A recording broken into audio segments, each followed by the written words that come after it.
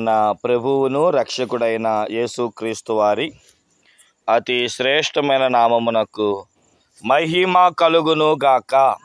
రెండు చేతుల పైకెత్తి దేవునికి స్తోత్రములు చెబుదాం. హల్లెలూయా. ఈ ఈదులగుంట ప్రాంతాన్ని ప్రభువు ప్రేమించి మరొక శుక్రవారపు సెలవు ధ్యాన వాక్యమును, దేవుని యొక్క సన్నిధానమందు వాక్యమును నేర్చుకోవడానికి దేవుడు కృపను గ్రహించులాగున రండి. అపోస్తుడైన పౌలు కొరింథీయులకు రాసిన రెండవ పత్రిక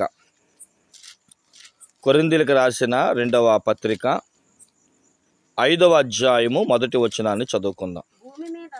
భూమి మీద మన గుడారమైన ఈ నివాసము శిథిలమైపోయినను చేతి పని కాక దేవుని చేత కట్టబడినదియు నిత్యమైనదినైన నివాసము పరలోకమందు మనకున్నదని ఎరుగుదుము. చాలండి.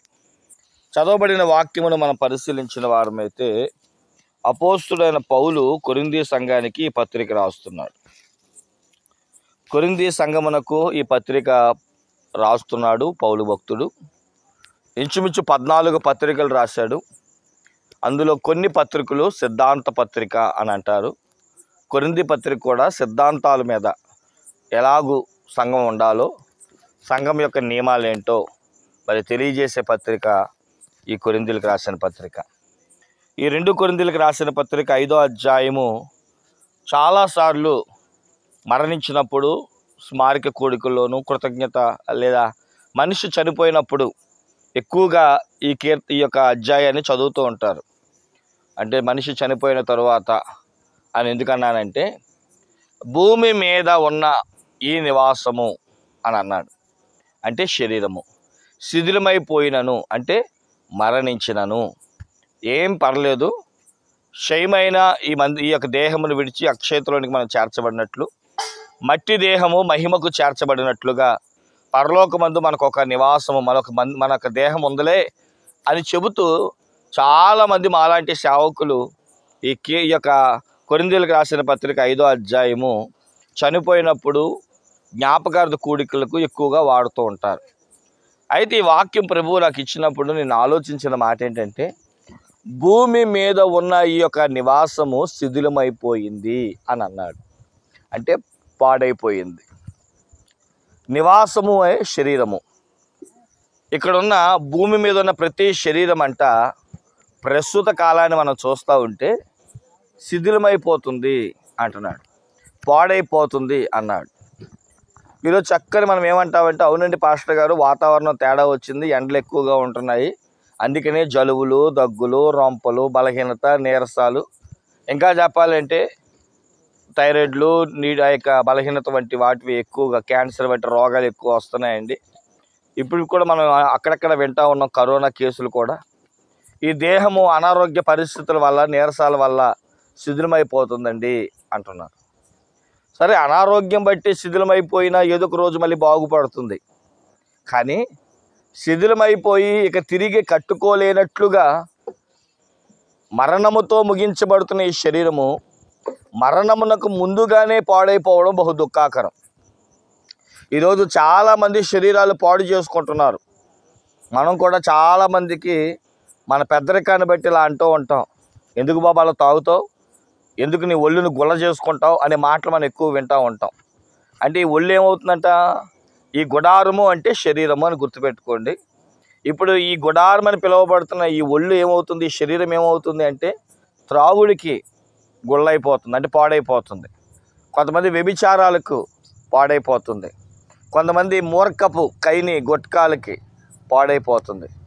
ఇలాగా పాడు చేసుకున్న వాళ్ళని చూసి ఇందువల్ల పాడైపోతుంది అని చెప్పడం పెద్ద విశేషమేమీ కాదు. ఎందుకంటే వారు తినే తిండి, తాగే తాగుడు బట్టి ఈ శరీరం పాడైపోతుంది అనొచ్చు.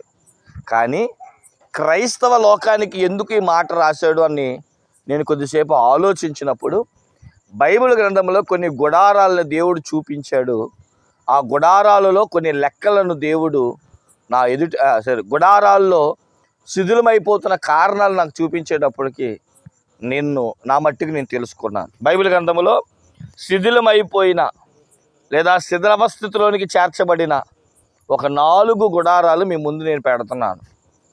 అంటే ఎందుకు శిథిలమైపోవడానికి గల కారణాలు ఏంటో మళ్ళీ చెప్తున్నాను. 1 కొరింథీ పత్రిక 3:16లో ఈ దేహమే దేవుని ఆలయమని, దీన్ని పాడు చేసిన వారిని దేవుడు పాడు చేస్తాను అనే మాట మనం ఉంది.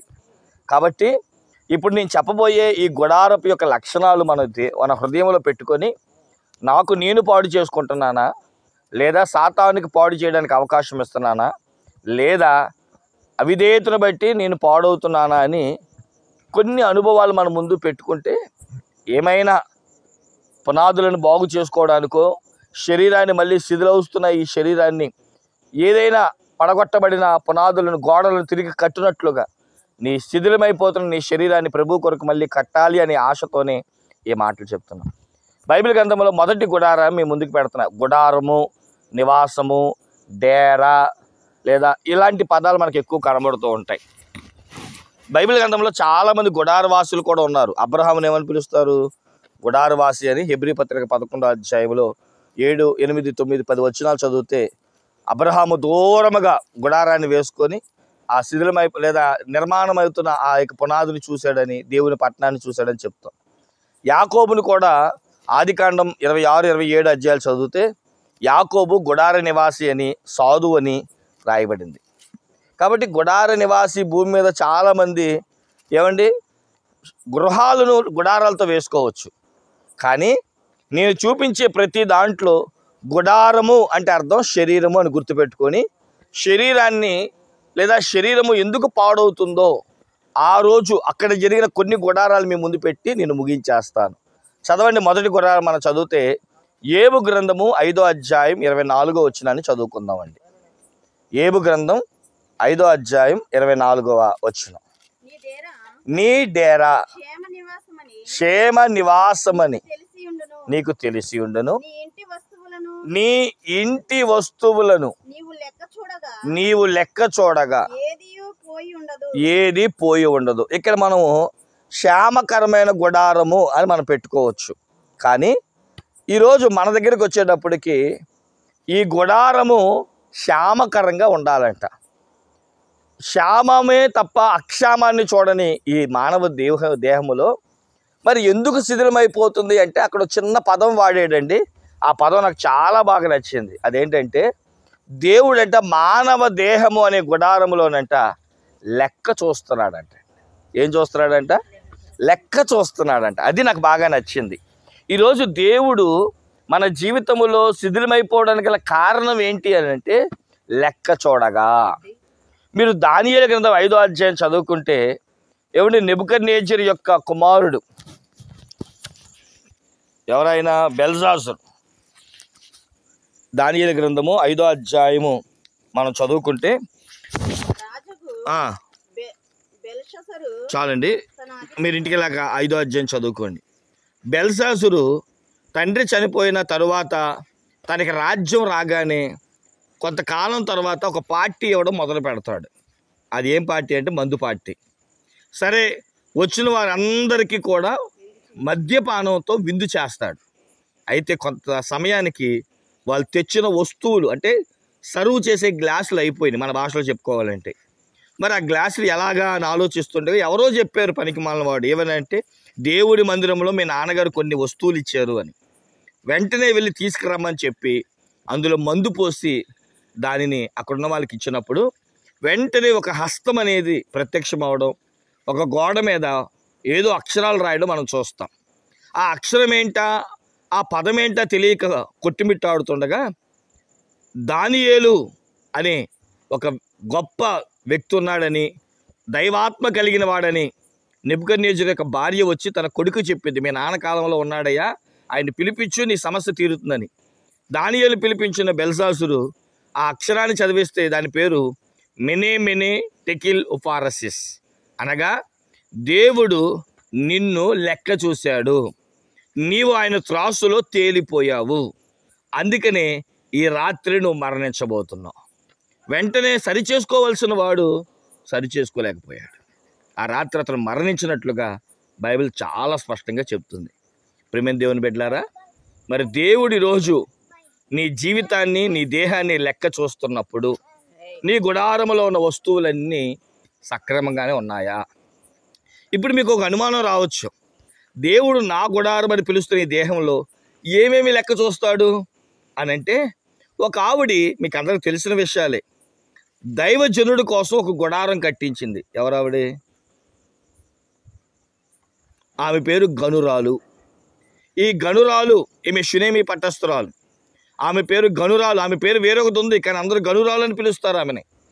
ఆమె దైవజనుడు ఆ ప్రాంతంలోకి వచ్చి వెళ్తున్నప్పుడు తన ఇంట్లో ఉండాలని చెప్పి మిద్ది మీద, అంటే డాబా పైన, చదువుతారా 2 రాజుల గ్రంథం 4వ అధ్యాయం 8వ వచనం కానీ చదువుకుంటే, ఆ ఇంటి మీద ఒక గుడారాన్ని కట్టించి ఆ ఇంట్లో కొన్ని సామాన్లు పెట్టించింది. ఆ సామాన్లు ఏంటేంటి అంటే మనం ఊరికనే చెప్పేవచ్చు.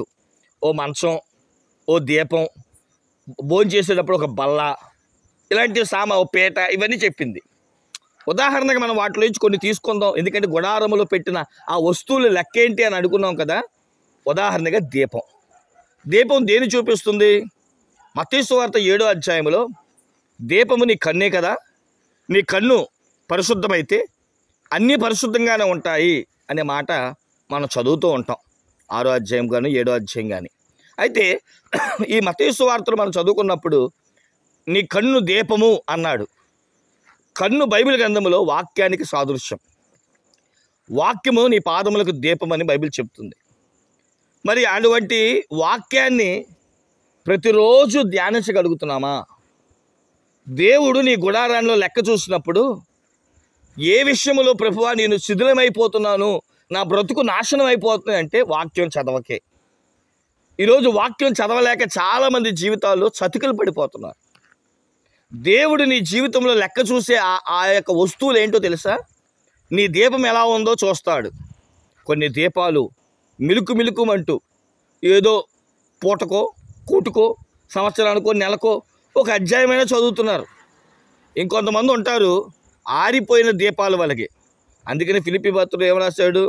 వక్ర జన్మం వద్దంట జీవ గ్రంథాన్ని పట్టుకొని జ్యోతుల వలె ఉండాలి. మనం అనేకులకు వెలిగిచ్చే వారముగా ఉండాలి.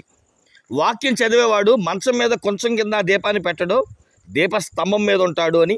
ఆ దీపస్తంభం మీద పెడితే దీపం నలుగురికి వెలుగునిస్తుంది అన్నట్లుగా మనం వాక్యం చదవకపోవడం వల్ల అంత్యకాల సమయంలో జరిగే ఒకే ఒక కార్యక్రమం ఏంటంటే మోసం.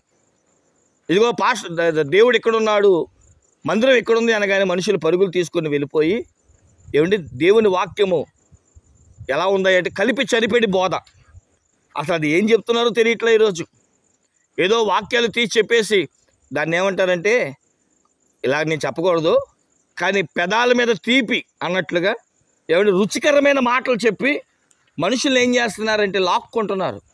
ఈరోజు కష్టపడి సంపాదించి సంఘాలను కట్టేవారు లేరు, కానీ కట్టిన సంఘాల్లో నుంచి మనుషుల్ని లాక్కొని సంఘాలు నింపుకునేవారు ఎక్కువైపోయిన దినాల్లో దేవుని వాక్యం ఏం చెప్తుందంటే, ఈరోజు చాలామంది చూడండి సువార్త సభ అంటే పెడితే ఎవరు వెళ్ళరు. స్వస్థత సభ అని పెట్టండి, ఏమవుతారు? పొలోమని జనం వస్తారు. కారణం ఏంటంటే ఈరోజు సువార్త వినడం కంటే స్వస్థతల కోసమే ఈరోజు మనుషులు, ఎందుకంటే మనుషులు బాగాల, ఆరోగ్యాలు బాగాల, పరిస్థితులు బాగాల. ఎవరైనా పేరు పెట్టి పిలుస్తున్నారంటే పరిగెడతాం, ఏమండి చెయ్యేసి స్వస్థత కార్యక్రమాలు చేస్తారంటే. కారణం ఏంటంటే అలవాటు పడిపోయాం. కానీ అక్కడికి వెళ్ళిన తర్వాత వాక్యం అది నిజమా కాదా మనం ఆలోచించట్లా. ఈరోజు ప్రతి మందిరాల్లో ఎలా పడితే అలాగా, ఏది పడితే అది కలిపి చనిపెడి బోధ చేత సంఘాలు నడుస్తూ ఉన్నాయి. నీ కళ్ళు దీపమైతే అది చక్కగా తేటపరుస్తుంది అన్నట్లుగా ఒక క్రైస్తవుడు దేహములో వాక్యం చదివేవాడైతే ఏది మంచో ఏది చెడో తెలుసుకునే ఒక అవగాహన కలుగుంటాడు.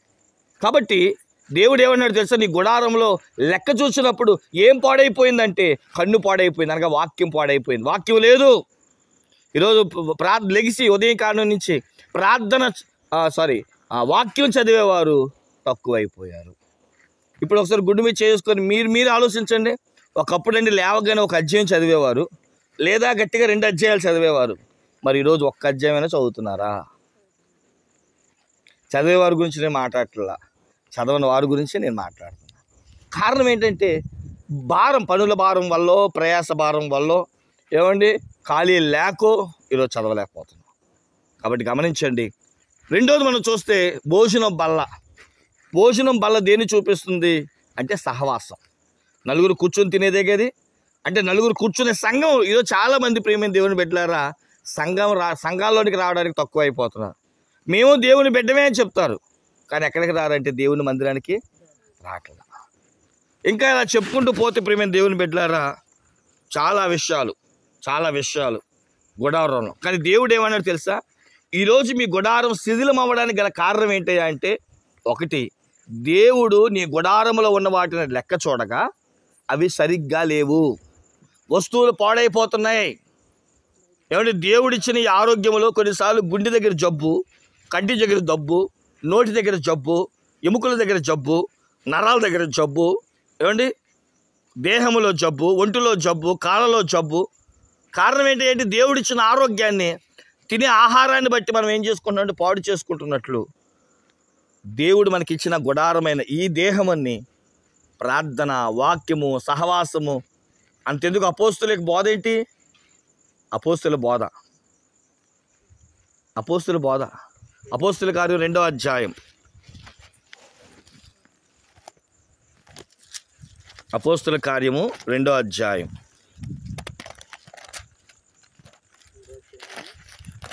42వ వచనం చూడండి ఒకసారి.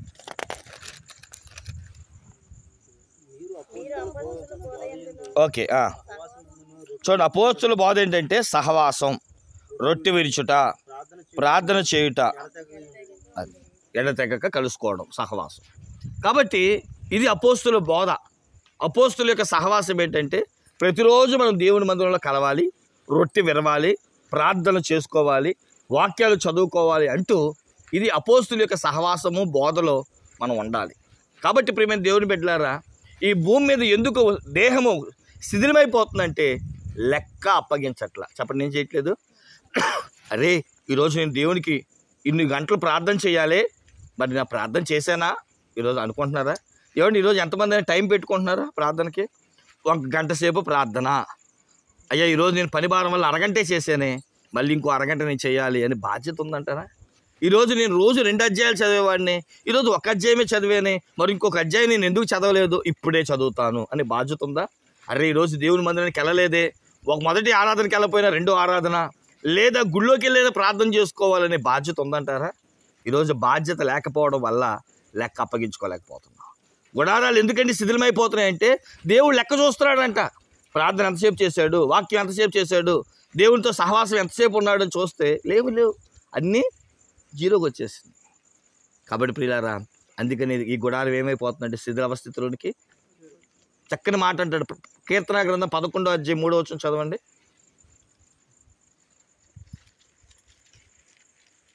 కీర్తన 11:3.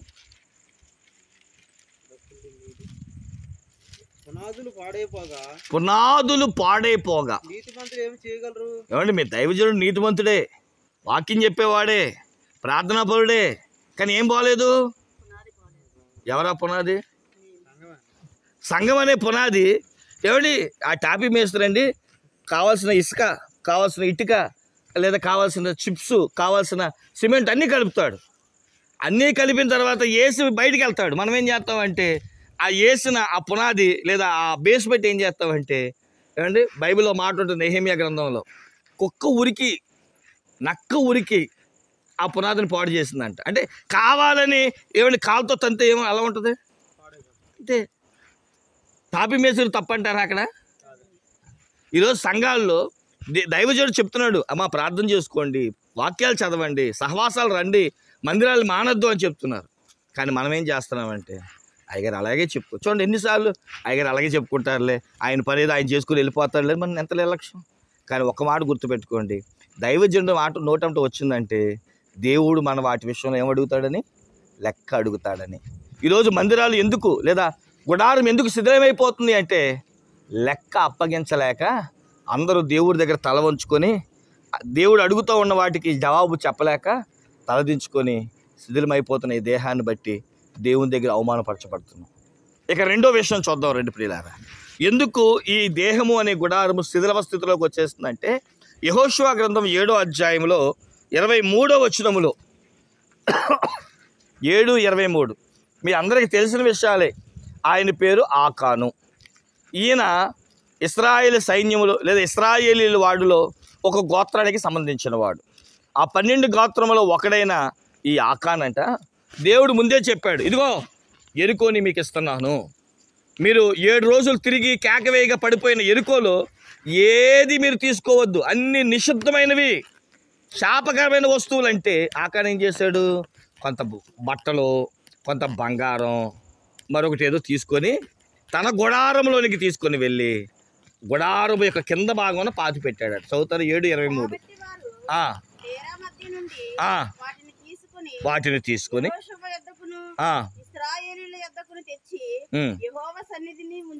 చూడండి, ఆ వస్తువులు ఏదో నిషిద్ధమైన వాటిని గుడారంలో దాచుకున్నాడు కదా. నెక్స్ట్ డే హాయి మీదకి వెళ్ళారు. హాయి మీదకి ఏమండి 3000 మంది వెళ్తే గొప్ప, కానీ విచిత్రమైన తెలుసా, 30 మంది చనిపోయారు.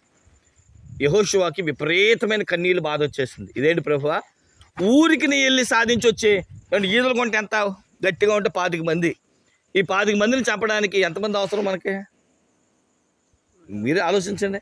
కానీ వచ్చినోడు చచ్చిపోతున్నాడు అంటే అర్థం ఏంటి, విచిత్రం. అంటే అర్థం ఏంటి, ఇక్కడ ఏం చెప్పాలనుకుంటున్నానంటే హాయి మీదకు ఊరికి అలా వెళ్ళి అలా గెలిచి వచ్చేవచ్చు, కానీ అలాంటి పట్టణంలోనే 30 మంది చనిపోయారండి. యెహోషువకు బాధేసి దేవుడిని అడుగుతాడు. దేవుడు అన్నాడు, పనికి మాలిన దానిని మన మధ్య ఉంది అన్నాడు, నిషిద్ధమైన వాటిని మీ మధ్య ఉంచుకున్నారు అన్నాడు. ఎవరు ప్రభువా, ఇదిగో పలానా గోత్రంలో పలానా కుమారుడు పలానా మనవడైన ఆకాను అన్నాడు. అప్పటికైనా ముందుకొచ్చి ప్రభువా యెహోషువ గారు కక్కుర్తి పడ్డానండి, దాచుకున్నానని అంటలా. ఆకాను దగ్గరికి వచ్చేదాకా ఒప్పుకోవాలా. ఆకాను దగ్గరికి వచ్చిన తర్వాత యెహోషువ అడుగుతాడు, ఎందుకు ఈ పని చేస్తావు అనగానే అప్పుడు ఒప్పుకున్నాడు. బైబిల్లో ఒక మాట ఉంటుందండి, తప్పు అందరం చేస్తాం, కానీ వాటిని ఒప్పుకున్నవాడు కనికరించబడతాడు. సామెతలు 28:13లో ఆ మాట ఉంటుంది. అతిక్రమమును దాచిపెట్టుకున్నవాడు వర్ధలడు, కానీ వాటిని ఒప్పుకున్నవాడు కనీసం కనికరమైన పొందుతాడంట. ఏమిటి తప్పు మన దాకా వచ్చేటప్పటికి అది ఒప్పుకునే టయానికల్లా మనమే ముందు ఒప్పుకున్నాం అనుకోండి, కనీసం కృపైనా దొరుకుతుంది. ఎప్పుడైతే ఆకాను అప్పుడు ఒప్పుకోలేదో దేవుడే చెప్పాడు, వెళ్ళి తెచ్చారు ఆ వస్తువుని. ఆకానుని, అతని భార్యని, అతని పిల్లల్ని ఏమండి ఆ లోయలో పడేసి రాళ్లతో కొట్టారు. ఒక భక్తుడు ఇలా చెప్తుంటే నాకు చాలా బాధేసింది. ఆ కుటుంబాన్ని అంటే పెట్టి రాళ్లతో కొడతా ఉంటే పిల్లలు అడుగుతున్నారంట, నాన్న పెదనాన్న ఎందుకు మన కొడుతున్నాడు, పెద్దమ్మ ఎందుకు మన మీద రాయేస్తుంది, ఇదిగో పలానా అక్క అని పిలుస్తున్నాను ఆవిడ ఎందుకు రాయేస్తుంది, మన ఎందుకు కొడుతుందమ్మా అంటే ఏం చెప్తాడు. నాకు ఆ మాట చెప్పినప్పుడు చాలా బాధ అనిపించిందండి. నిజమే కదా, అయిన వాళ్ళే వాళ్ళ మధ్య పెరిగాడు, ఆ మధ్య ఉన్న ఆ పిల్లలు, తన భార్య, తను ఏమిటి చక్కగా ఉంటున్న వారి జీవితంలో తీసుకురాకూడని వస్తువుని తీసుకురావడం వల్ల దేవునికి కోపాన్ని తెప్పించేవారుగా మారిపోయారు. ఈరోజు ఒక్క మాట నేను చెప్తున్నానండి, ప్రియమైన దేవుని బిడ్డలారా, దేవునికి కోపం మన మధ్య ఎందుకు వస్తుంది అంటే చెయ్యకూడని కార్యం ఏదో ఈ దేహంలో మనం చేసాం, దానిని ప్రభు దగ్గరికి వెళ్ళి పశ్చాత్తాపం. ఎందుకంటే బైబిల్ మళ్ళీ ఒకసారి చెప్తున్నాను, అతిక్రమములు దాచిపెట్టేవాడు ఎప్పుడు వర్ధలడు. మీరు ద్వితీయోపదేశకాండం 7:14-15 వచనాలు కూడా చివరి వచనాల్లో ఉంటుంది, నిషిద్ధమైనది ఏదైనా నీ గుడారంలో ఉంటే ఇప్పుడే దానిని తీసుకెళ్ళి పారవేసే, దానిని చూచిన దేవుడు నీ మీద కళ్ళెర్ర చేయకముందే దాన్ని పారవేసి ప్రభు దగ్గర కృపను పొందుకుందాం. చాలా ఉత్తమం. మనకి పనికిరానిది మనకి కాని వస్తువు. అందుకని 10 ఆజ్ఞలో ఒక మాట ఏంటి తెలుసా, నీ పొరుగు వానిది ఏది నువ్వు ఆశించకూడదు. కానీ మనం ఆశించేదే పొరుగువానివి, వస్తువులు కానీ, ఆ యొక్క జనాన్ని కానీ, ఇతర డబ్బుని కానీ. కాబట్టి ప్రియమైన దేవుని బిడ్డలారా, యెహోషువ గ్రంథంలో చెప్పబడుతున్న రెండో అనుభవం ఏంటో తెలుసా, నిషిద్ధమైన వాటిని, మనది కాని వాటిని మన దగ్గర. అందుకని చాలామంది చాలా డైలాగులు ఆడతారుగా, నాది కాని వస్తువు నేను ఉంచుకోను అంటారు. కాబట్టి ఒకవేళ ఇంటికెళ్ళి ఎత్తుక్కోండి, నీది కాని వస్తువు ఏదో కొన్నిసార్లు గిన్నె బాగుందనో, తాక బాగుందనో, ఇంకేమంటారు, ఏదో వస్తువు బాగుందని చెప్పి దాచుకున్నామేమో, తిరిగి ఇచ్చేయండి. ఎందుకనంటే నిషిద్ధమైన వాటిని, నీది కాని వస్తువు మన ఇంట్లో ఉండడానికి లేదు, అది మొర్రపెట్టిద్దంట రేపు దేవుడు. ఇక 3వ మాట దగ్గరికి వస్తున్నాను చూడండి. ఇక 3వది 1 సమూయేలు గ్రంథం 17వ అధ్యాయం 51వ వచనం కాడి నుంచి మనం చదువుకుంటే అక్కడ ఏమని రాయబడిందంటే, 3వ అనుభవంలోనికి వెళ్తున్నాను. ఏమండి, మనందరికీ తెలుసు దావీదు అన్నయ్యలు యుద్ధంలో ఉన్నారు. 17 మొదటి సమూయేలు గ్రంథం 17వ అధ్యాయంలో దావీదు అన్నలు యుద్ధంలో ఉన్నారని సమాచారం తెలుసుకున్న దావీదు తండ్రి అయిన యెషయా దావీదుని, అరే మా పిల్లలు అన్నయ్యలు యుద్ధంలో ఉన్నారు కానీ ఈ జున్నిగడ్డలు ఈ వస్తువులు తీసుకెళ్ళు అంటాడు. ఆ రోజు 39వ రోజు 40వ రోజు నాకు అంత గుర్తులేదు కానీ బైబిల్ చెప్తున్న మాట ఏంటో తెలుసా, అప్పటికి 39 రోజుల నుంచి ఫిలిష్తీయుడైన గొల్యాతు కేకలు వేస్తాడంట, రే ఇశ్రాయేలులో మీకు ఒక రోషంగా ఒక మాట విసురుతున్నా, మీలో మగోడుంటే రండ్రా, దేవుడి పక్షాన రండ్రా, 40 రోజులు టైం ఇస్తున్నాను రా, ఈరోజు చివరి రోజురా, నన్ను గెలిస్తే నేను మీకు బానిసను అయిపోతా, నేను గెలిస్తే మీరు నాకు బానిస అవ్వాలా అని. రాజుగారు సైతం వణికిపోతున్నాడు, సైనికులు వణికిపోతున్నారు, యుద్ధ వీరులు ఖడ్గవీరులు అన్నవారు వణికిపోతున్నారు, గుర్రాలు రథాలు అన్నీ కూడా ఎవరిని వణికిపోతున్నాయి. ఈరోజు చివరి రోజు ఏంటి ఆ పరిస్థితి, ఏం జరుగుతుందా, మేము బానిసలు ఏమైపోతున్న సమయంలో దావీదు అక్కడికి వస్తాడు.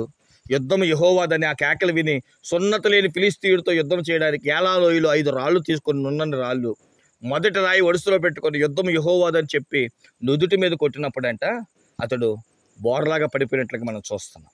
అతన్ని కత్తి చేతనే అతన్ని ఏం చేశాడంట, సంహరించాడు. మనం చదువుకున్న మొదటి సమూయేలు గ్రంథం 17వ అధ్యాయం 51వ వచనం కానీ 54వ వచనంలో ఏమని రాయబడుతుందంటే, దావీదంట వాడు బోర్లపడగా దావీదు పరిగెత్తుకుపోయి ఫిలిష్తీయుల మీద నిల్చుండి కత్తి వరదూసి దానితో వాని చంపి వాని తల 54 చదవండి డైరెక్ట్ గా. 54.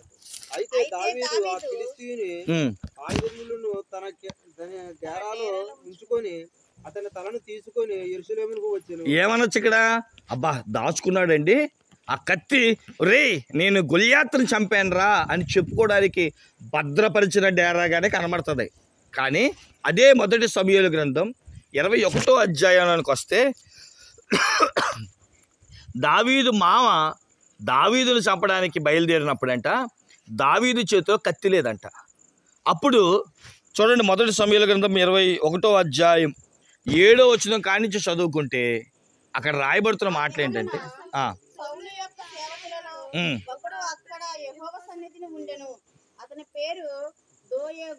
మీరు ఇంటికి ఎలా చదువుకోండి, అతడు ఎదోమీయుడు అక్కడ కాపలాగా ఉన్నాడు, అతడి దగ్గరికి వెళ్ళి నా దగ్గర కత్తి లేదు, ఇక్కడ ఏదైనా వస్తువు ఉన్నదా అని అడిగితే, అయ్యా ఒకప్పుడే నువ్వు దాచిన కత్తే అదేనండి, గొల్యాతును సంహరించిన కత్తి నా దగ్గర ఉంది అంటే 9వ వచనంలో ఏమన్నాడు చూడండి, యాజకుడు నీవు చంపిన గొల్యాతు అనే ఫిలిష్తీయుని ఖడ్గమున్నది, అదిగో బట్టతో చుట్టబడి ఎఫోదు వెనుక ఉన్నది, అది తప్ప ఇక్కడ మరి ఏ ఖడ్గమును లేదు, దాన్ని తీసుకొనుటకు నీకు ఇష్టమైన ఎడల తీసుకొని మనగా దావీదు దానికి సమమైనదొకటి లేదు. అది ఏమండి ఏమన్నాడు, కత్తితో నాకేం పని, ఒకప్పుడు గొల్యాతు ఎలా చంపాడు, కత్తితో చంపాడా, ఒక నున్నని రాయితో చంపిన వాడు, దేవుడు ఉన్నాడని చెప్పిన వాడు, యెహోవా యుద్ధం చేసుకుంటానని చెప్పిన వాడు ఏమంటున్నాడు తెలుసా, అదే కత్తి తన చేతికి వచ్చేటప్పటికి ఇంతకంటే గొప్పది ఏది ఉంది అంటున్నాడు. ఒకప్పుడు దేవుడు గొప్పవాడు అంటున్నాడు, ఇప్పుడు కత్తి గొప్పది అంటున్నాడు. ఒకప్పుడు ప్రియమైన దేవుని బిడ్డలారా దేవుడే అన్నీ అంటున్నాడు, ఇప్పుడేమో దేవుడు తప్ప అన్నీ గొప్పగా అంటున్నాడు. ఈరోజు మనుషులు కూడా కొంత డబ్బు రాగానే, కొంత స్థితి రాగానే, ఆస్తి రాగానే దేవుడేమో ఆయనో. నాకు సొలొమోను చెప్పిన మాట నాకు ఇప్పటికీ గుర్తుంటుంది, ప్రభువా అన్నం ముద్ద కొంచెం ఎక్కువైనా నాకు బాధే, తక్కువైనా బాధే. ఎక్కువైతే దేవుడు ఏమిటి అంటాను, తక్కువైతే ఏం పెట్టాడు దేవుడు నాకు అంటాను. నాకు ఎక్కువ వద్దు. ఈరోజు మనుషుల జీవితంలో ప్రేమ దేవుని బిడ్డలారా, ఎందుకు భద్రపరిచిన గుడారములో దేవుడికి కోపం కలిగిందయ్యా అంటే, ఒకప్పుడు దేవుడు గొప్పవాడని చెప్పిన వ్యక్తి ఇప్పుడు వస్తువు గొప్పదంటున్నాడు, పదవి గొప్పదంటున్నాడు, పార్టీ గొప్పదంటున్నాడు, కుర్చీ గొప్పదంటున్నాడు, మందిరం గొప్పదంటున్నాడు, కానీ దేవుడిని మట్టిగా చివరిలో పెడుతున్నాడు. ఈరోజు మనం అన్నిటికీ దేవునికి ముందిచ్చిన మనము ప్రిఫరెన్స్ ఈరోజు దేవుడిని చివరిలో పెడుతున్నాం. ఈరోజు చూడండి, ఎక్కడైనా సరే ఒక మీటింగ్ జరుగుతూ ఉంటే అన్నీ ముందు చెప్తాం, కానీ వాక్యం బట్టికి చివరిలో వేస్తాం. వాక్యానికి టైం ఉండదు, వాక్యం వినే అవకాశం ఉండదు. ఈరోజు చూడండి, మీరు ఎప్పుడైనా సరే రేపు క్రిస్మస్ వస్తుంది, ఇంకొన్ని నెలల్లో డ్యాన్సులు ముందు ఉంటాయి, కేక్ కటింగ్లు ముందు ఉంటాయి, పాటలు ముందు ఉంటాయి. వాక్యం ఎక్కడో 10 నిమిషాలు 15 నిమిషాలు ఎక్కువ చాలండి ఎంతకంటే ఎక్కువ వద్దు అంటూ ఉంటారు. కాబట్టి ప్రేమ దేవుని బిడ్డలారా ఆలోచించండి. ఉదయం పెళ్లి చేస్తాం, అయ్యగారు అరగంటలో పెళ్ళి అయిపోవాలంట. ఎన్ని గంటల్లో? ఇందులో పెళ్ళి ఎప్పుడు చేయాలి, వాక్యం ఎప్పుడు చెప్పాలి? చూడండి, కొన్ని కార్యక్రమాల్లో కొన్ని లక్షలు ఖర్చు పెడతాం, కానీ దేనిని ప్రకటించాలో దాన్ని బట్టిగా ప్రకటించాం. అయ్యగారు భోజనాలు వండుకున్నామండి, అందరికి 11:30 కల్లా వచ్చేస్తారండి, లేదా 12 కల్లా వచ్చేస్తారండి, లేదా 12:30 కల్లా. మంచిదే, మరి ప్రారంభించాల్సిన టైంలో ప్రారంభిస్తే ముగించాల్సిన టైంలో ముగిస్తాంగా.